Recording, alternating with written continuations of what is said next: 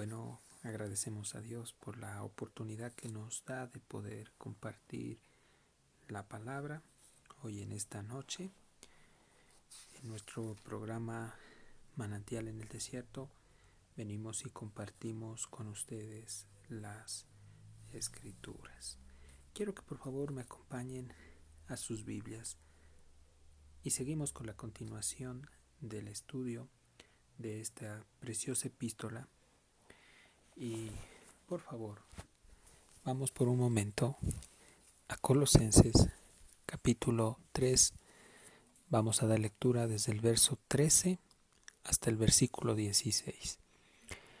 La palabra del Señor dice en Colosenses capítulo 3 del verso 13 al 16: soportándoos unos a otros y perdonándoos unos a otros si alguno tuviere queja contra otro.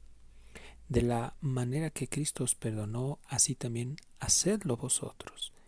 Y sobre todas estas cosas, vestíos de amor, que es el vínculo perfecto, dice el verso 15, y la paz de Dios gobierne en vuestros corazones, a la que asimismo fuisteis llamados en un solo cuerpo, y sed agradecidos. Verso 16. La palabra de Cristo more en abundancia en vosotros, enseñándoos y exhortándoos con gracia en vuestros corazones al Señor con salmos e himnos y cánticos espirituales. El verso 13 dice: soportándoos unos a otros y perdonándonos unos a otros si alguno tuviere queja contra otro. De la manera que Cristo os perdonó, así también hacedlo vosotros. Creo que en un estudio anterior hablábamos directamente de que Pablo quería que los hermanos de la iglesia en Colosas empezaran a analizar cómo estaban ellos viviendo de una manera interna delante del Señor. Obviamente notemos aquí que Pablo les habla de la vestimenta, que era directamente el que ellos tenían que en posición creer que Jesucristo les había ya justificado, tal como dice Romanos capítulo 5, verso 1. Es decir, esta justificación, que consiste directamente en una declaración legal, de considerar a una persona que está declarada como culpable o que ya estaba condenada, ¿sí?, y pagar por esa persona. Entonces habíamos explicado que solo Dios podía satisfacerse de un solo sacrificio. Este sacrificio provenía directamente de su Hijo Jesucristo. Él, como el mejor abogado, dio su vida por cada uno de nosotros. Entonces, nosotros estamos revestidos de Cristo Jesús a través de la justificación. Quiere decir que Dios, cuando nosotros éramos enemigos de Dios, a través de Jesús, Él hizo las paces con nosotros. Y no solo eso, sino que también Dios hoy nos ha dado de su vida. Somos nosotros salvos y le damos gracias al Señor. Pero entonces aquí Pablo viene en el verso 13 y les dice a los hermanos que ellos tenían que soportarse los unos a los otros. La pregunta es, ¿y cómo ellos podían, amados hermanos, queridos oyentes, hacer esto? Obviamente, Pablo tenía que recordarles que ellos habían recibido el regalo de la salvación y de la vida eterna, y que el Espíritu Santo, como Dios, es aquel que tenía y tiene la capacidad suficiente para poder directamente ayudar a que las personas puedan tolerar a otros. Entendamos que aquí vemos que Pablo les habla acerca de la relación que ellos deberían tener con otros hermanos, y aquí enfatiza Pablo esa relación en base a la unidad que todos nosotros tenemos a través del Espíritu Santo. Entonces, para poder soportar a otra persona es necesario estar revestidos del amor de Dios, porque si no estamos nosotros o no tenemos al Señor, es difícil, más bien imposible, poder nosotros soportarnos, porque hay hermanos en las congregaciones o personas que a veces tienen un carácter más fuerte, un temperamento más duro que otros, pero qué hermoso es aquí porque mire lo que sigue en el verso 13, dice, y perdonándoos unos a otros si alguno tuviere queja contra otro. ¿Cuál es en sí el modelo que nuestro amado Señor Jesucristo nos dejó? Si ustedes van a Mateo capítulo 18, del verso 23 y 24 al 34, ustedes saben que ahí hay una parábola en enseñanza acerca de los deudores. Cuando el Señor dice que hubo una persona que debía mucho dinero, llegó donde su amo y ese amo le perdonó. Y este que salió perdonado se encontró con un empleado de él y le pidió que le pague las 100 dracmas, por lo que no tuvo compasión directamente con su empleado. Y el amo de todos, de este hombre que no le perdonó a su consiervo, se enteró de esto y se entristeció mucho, ¿no? Entonces lo mandó a llamar.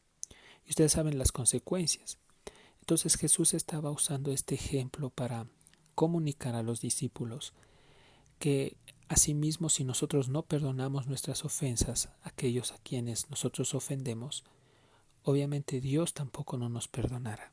Entonces aquí viene esa regla cuando le dice le dice nuestro amado Señor Jesús a Pedro que es necesario perdonar 70 veces 7.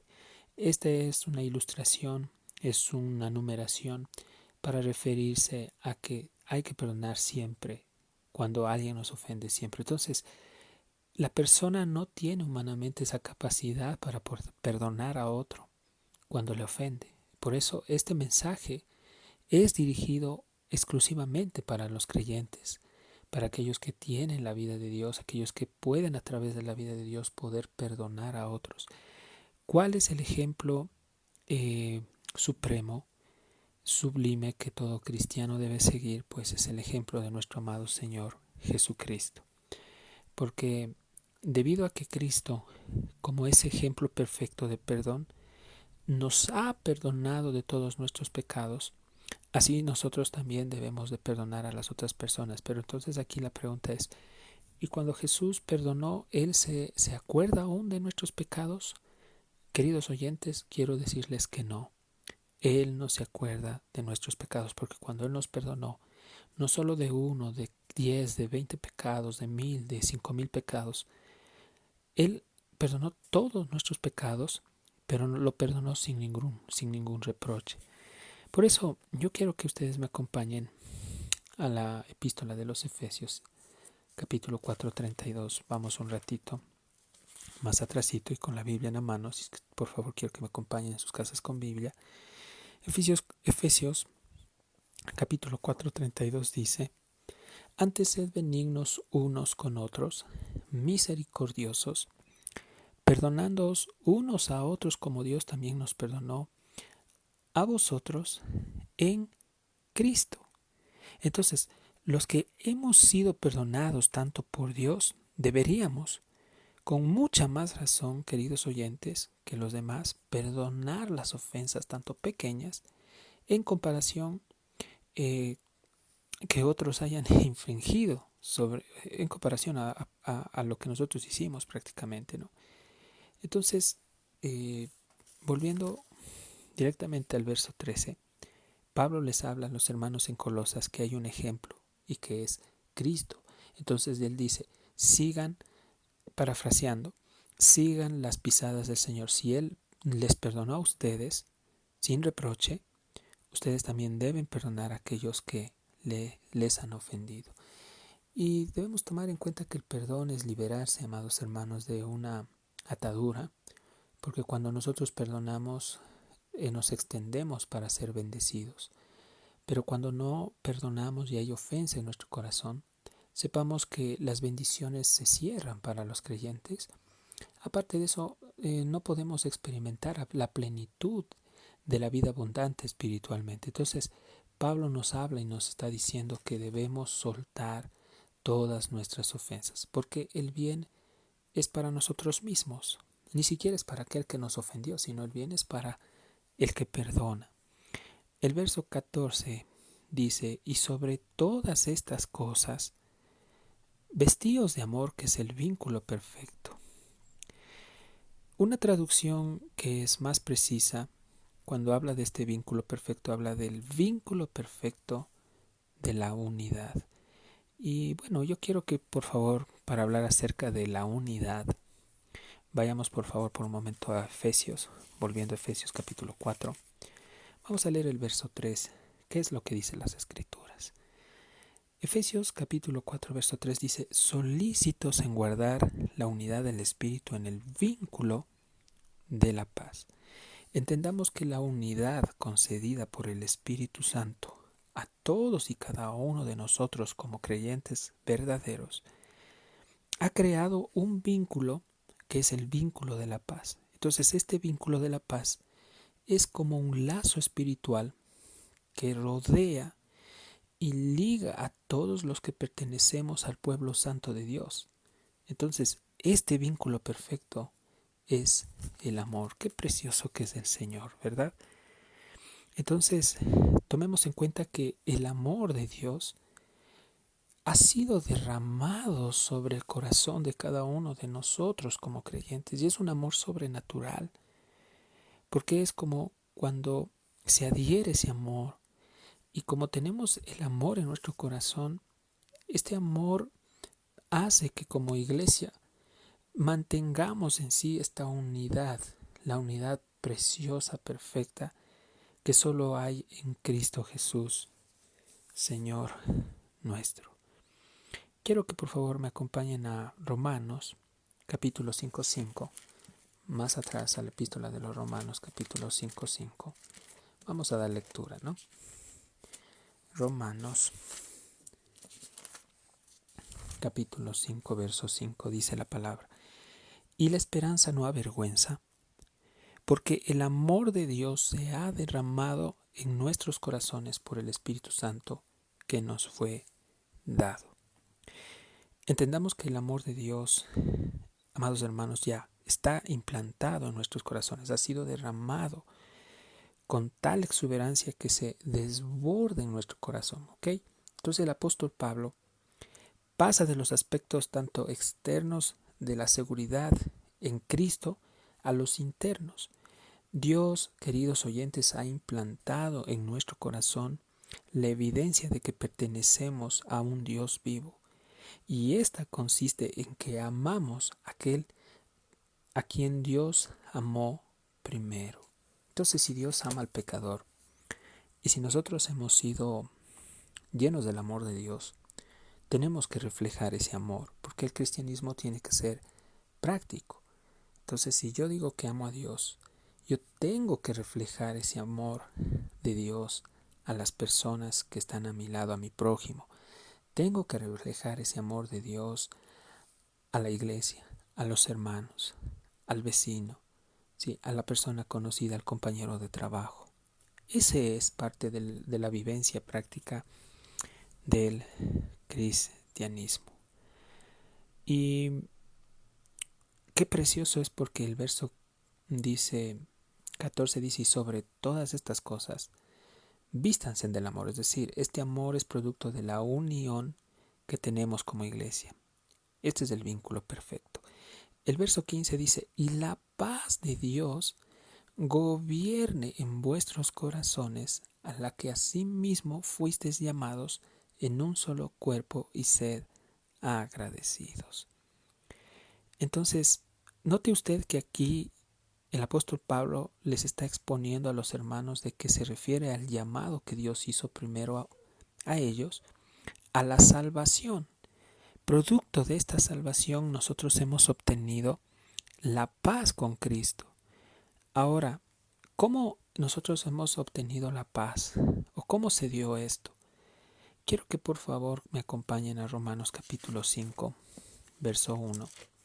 Y dice las Escrituras: justificados pues por la fe, tenemos paz para con Dios por medio de nuestro Señor Jesucristo. Ahora, esta palabra justificación consiste en una construcción obviamente griega y se traduce como una declaración legal que se hace obviamente una sola vez y que tiene resultados perpetuos.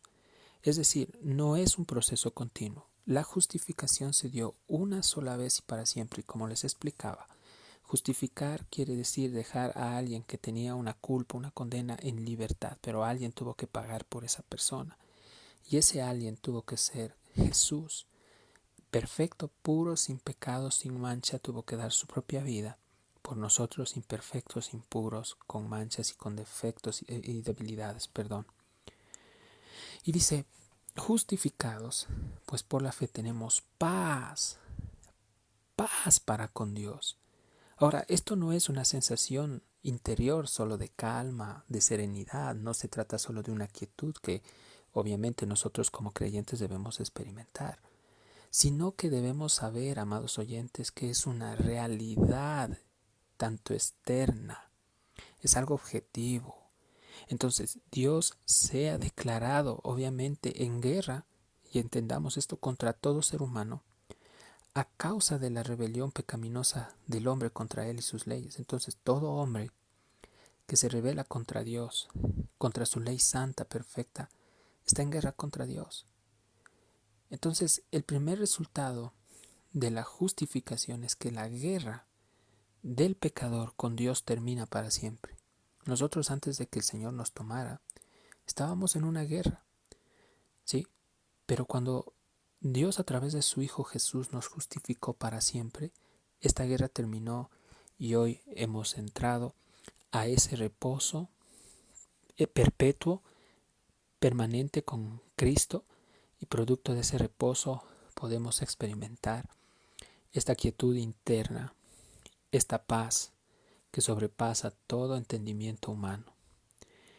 Entonces, obviamente antes estábamos en guerra y las escrituras también se refieren a la guerra como un término de conflicto, ¿sí? Mas ahora hemos sido reconciliados directamente a través de su Hijo Jesucristo. Volviendo a Colosenses, capítulo 3, y el verso 15 dice, y la paz de Dios gobierna en vuestros corazones, a la que asimismo fuisteis llamados en un solo cuerpo, y sed agradecidos. Entonces notemos aquí que el producto de la paz que está en nuestros corazones, ¿sí?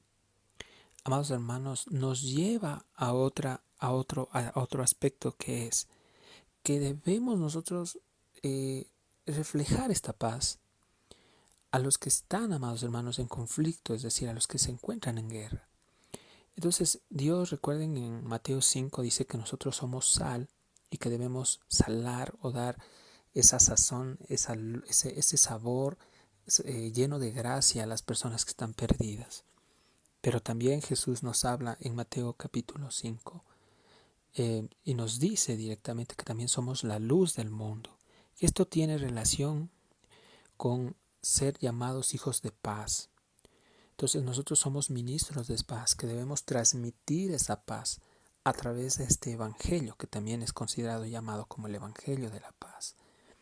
El verso 16 de Colosenses 3:16 dice, la palabra de Cristo mora en abundancia en vosotros, enseñándoos y exhortándonos unos a otros en toda sabiduría, cantando con gracia en vuestros corazones al Señor con salmos e himnos y cánticos espirituales. Creo que aquí tenemos un verso donde Pablo les enfatiza a la iglesia en Colosas que debe de ser la regla principal en el vivir de ellos. Y esta regla principal es que ellos debían tomar en cuenta la ley y los profetas como lo más importante. Porque cuando dice la palabra de Cristo, obviamente se está refiriendo a las escrituras que han sido inspiradas, es decir, sopladas por el aliento de Dios a través del Espíritu Santo. Entonces, la palabra de Cristo también se refiere a la revelación que Dios nos trajo al mundo. ¿Dónde está esta revelación? Obviamente nosotros, por la misericordia y la gracia de Dios, tenemos la oportunidad de tener la Biblia en nuestras manos. Entonces el verso 16 dice, la palabra de Cristo. Note aquí lo que dice, de Cristo. No dice la palabra de ningún hombre, no dice la palabra de ningún autor, porque entendamos nosotros, obviamente, que Dios utilizó hombres para poder, ¿sí?, darnos este legado que es las Escrituras. Personas en diferentes tiempos como los profetas y que fueron obviamente inspirados para poder escribir las Escrituras y aquellos que recibieron la revelación, la inspiración y obviamente también la iluminación de parte de Dios para escribir las Escrituras y para que nosotros podamos conocer a Dios por medio de la palabra. La palabra de Dios no tiene que ser ni quitada ni añadida, ya todo está directamente dicho, ¿no? Entonces, aquí dice la palabra de Cristo. Esto es lo que Pablo les pone como énfasis a los hermanos en Colosas, que el autor principal de las Escrituras es Cristo. Es decir, Jesús es el autor principal de las Escrituras. Es Cristo como Dios aquel que inspiró, sopló las Escrituras por medio obviamente del Espíritu Santo. Y dice, esta palabra tiene que morar en abundancia en vosotros. Eso le estaba diciendo Pablo a los hermanos en Colosas. Entonces, morar significa que la palabra tenía que vivir, tenía que sentirse en casa. Entonces, Pablo lo que les estaba haciendo a los hermanos es que ellos tenían que llevar a que la palabra viva en sus corazones permanentemente. Porque aquí dice, mora en abundancia en vosotros. Ahora, esto también, al hablar de la abundancia, tiene que ver con cantidades exuberantes. ¿Qué es lo que nosotros aprendemos? Que debemos dedicarnos profundamente al estudio de las Escrituras, porque Pablo les está dando énfasis a los hermanos de que ellos tenían que estudiar profundamente en las Escrituras, meterse muy fuerte con el Señor a través de la palabra. ¿Cuál es el objetivo y el beneficio de estudiar las Escrituras? El objetivo o el beneficio para poder nosotros de estudiar las Escrituras es no ser engañados por falsas doctrinas o falsos maestros que hoy lamentablemente en día están abundando. Entonces nosotros sabemos que se han levantado muchos falsos maestros con doctrinas terribles, mortíferas, pero ¿cómo el corazón del creyente puede ser guardado? Obviamente debe de aplicar lo que dice Colosenses 3:16. La palabra de Cristo tiene que abundar, tiene que hacer casa, tiene que hacer habitación. Ese es el significado del griego al español de la palabra morar. En abundancia, es decir, tiene que hacer habitación en el corazón del creyente, pero de manera, dice, en cantidad exuberante, ¿sí? Entonces esto nos lleva a entender que el verdadero Hijo de Dios tiene que apasionarse por las Escrituras, tiene que leer las Escrituras, y también Dios nos está llamando por medio del apóstol Pablo a que al hacer esto nuestra mente, como ya está permeada por las Escrituras, sea renovada constantemente. La palabra abunda en vosotros. ¿Y para qué o cuál es el objetivo? Aparte de ser guardados de las falsas enseñanzas, de las falsas doctrinas, porque Pablo quería que los hermanos sean guardados de los falsos maestros que en la época abundaba, ellos tenían que prepararse, capacitarse a través del estudio de las Escrituras para no solo tener en su mente acumulado el conocimiento de la palabra, sino para enseñar a otros, es decir, para instruir a otros, para capacitar a otros, a fin de que ellos también sean idóneos, hombres enteramente preparados, como dice 2 Timoteo 3:16, verso 17, para toda buena obra. Pero dice que la palabra de Cristo tiene que morar para enseñar, pero también dice para exhortar. La palabra exhortar quiere decir alentar, animar. Nosotros estamos compartiendo las Escrituras para enseñar, para instruir al resto de personas, pero también para animar, porque la palabra de Dios se convierte en esa palanca que anima el corazón de las personas. Hoy estamos viviendo tiempos muy difíciles, donde necesitamos ser animados a través de la palabra. Pero esta palabra exhortación quiere decir animado, animar, ¿sí? Entonces, entendamos que las Escrituras, obviamente lo que deberían hacer es empapar todos los aspectos de la vida de nosotros como creyentes. Y al empapar todos los aspectos de la vida de nosotros como creyentes, obviamente la palabra viene a controlar todos nuestros pensamientos, todas nuestras palabras y todas nuestras acciones. El objetivo que Pablo les quiso decir es que la palabra tenía que dominarlos, tenía que ser la guía en todo lo que ellos iban a hacer en su vida cotidiana. Es eso lo que Dios también quiere que la palabra produzca en nosotros hoy en día.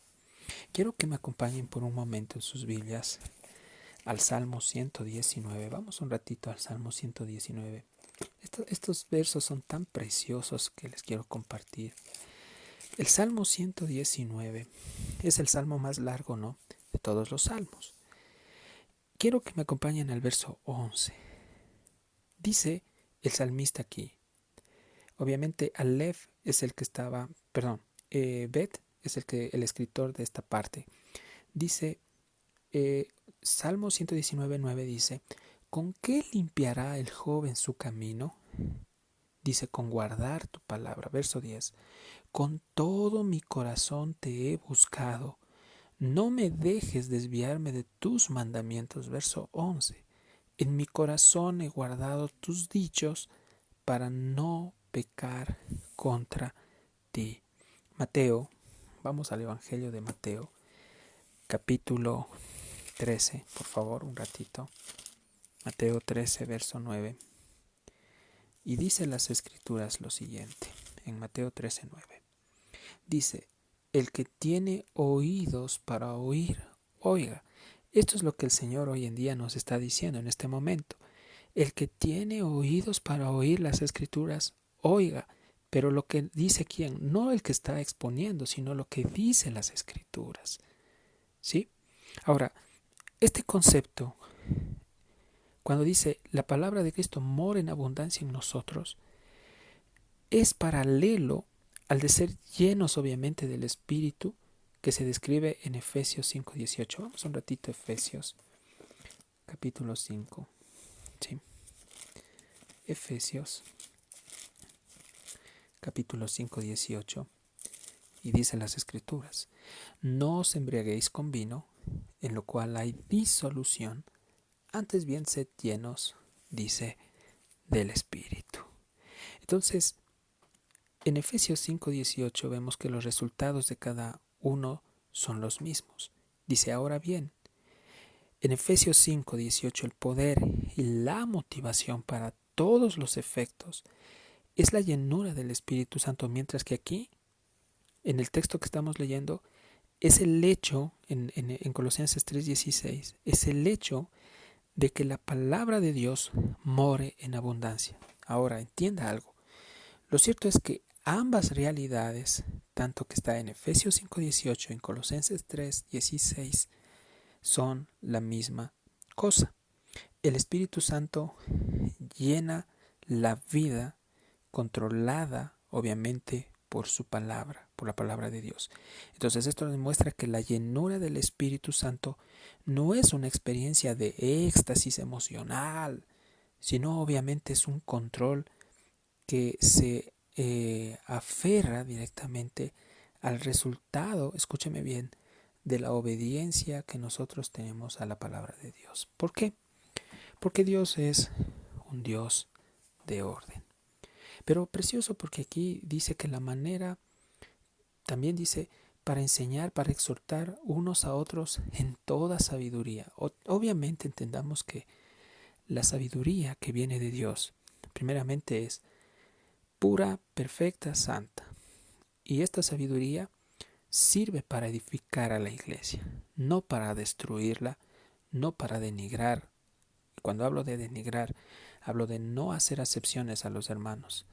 Dice, cantando con gracia en vuestros corazones al Señor con salmos de himnos y cánticos espirituales. Entonces le damos gracias al Señor. Porque para poder entender este aspecto yo quiero que me acompañen a Efesios 5:19, más atrasito. Sí.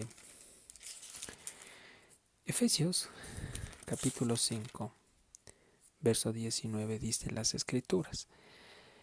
desde el verso 18 dice, no os embriaguéis con vino en el cual hay disolución, antes bien sed llenos del Espíritu. Y la continuación dice, hablando entre vosotros con salmos, con himnos, cánticos espirituales, cantando y alabando al Señor en vuestros corazones. Ahora, cuando dice hablando entre vosotros, ahora esto debe hacerse obviamente en público, porque habla de la predicación, habla de el participar, habla del funcionamiento de los talentos y de los dones que Dios nos ha dado. Entendamos eso, mis queridos hermanos. Cuando habla de los salmos, proclamar los salmos, aquí lo que el apóstol Pablo está tratando es de los salmos del Antiguo Testamento que eran cantados obviamente con melodía y ritmo. Pero el término también se aplicaba a la música coral en general, es decir, al coro que había en esos tiempos donde se aplicaban los salmos y se cantaba en general. Entonces la iglesia primitiva, estamos hablando de la iglesia del primer siglo, cantaba los salmos bíblicos al unísono, pero también habla de los himnos. Ahora, cuando habla de himnos, aquí puede tratarse de canciones de alabanza que se distinguían de los salmos porque se enfocaban más que todo en el Señor Jesucristo. Pero también habla de los cánticos espirituales. Los cánticos espirituales es probable que fueran expresiones personales de testimonio que exaltaban las verdades de la gracia y la salvación en Cristo. Y dice cantando. Ahora, el significado literal tiene que ver con pulsar un instrumento de cuerda, así que podría referirse a la música instrumental que también incluye la participación de voces. Todo esto era para dar la honra y la gloria a nuestro amado Señor Jesucristo, porque dice cantando salmos, himnos, cánticos espirituales y cantando al Señor en vuestros corazones. Entonces esto no solo es una expresión tanto pública, sino también habla de una relación privada de cada creyente con el Señor. Habla de una intimidad, porque cuando tú le cantas, debes cantarle con el corazón al Señor, con el pensamiento, pero principalmente con el corazón. Entonces el Señor mismo, obviamente, es la fuente, como el objeto del corazón lleno del cántico y alabanza del creyente. Esta es la clase de expresión musical que obviamente agrada al Señor y puede obviamente verse en los relatos de la dedicación que se dieron en aquel tiempo en el templo, de la ocasión en la que también se cantaba alabanza y se honró al Señor cuando descendía el Shekinah y su gloria, mis queridos hermanos. Y ustedes pueden esto comprobarlo en Segunda de Crónicas, capítulo 5, verso 12 al 14, ¿no? Precioso es el Señor. Y le damos gracias a Dios por la oportunidad que nos ha permitido hoy en esta noche de poder compartir su palabra con ustedes. Dios permita que en otro programa próximo, si Dios lo concede, podamos seguir exponiendo las escrituras. De mi parte, quiero agradecerles por habernos acompañado. Soy Gabriel, su fiel compañero y colaborador, una vez más en nuestro programa Fuente de Vida Eterna, Manantial en el Desierto. Estamos compartiendo esta palabra para ustedes. Que Dios los bendiga y estamos en otra sintonía con ustedes. Bendiciones.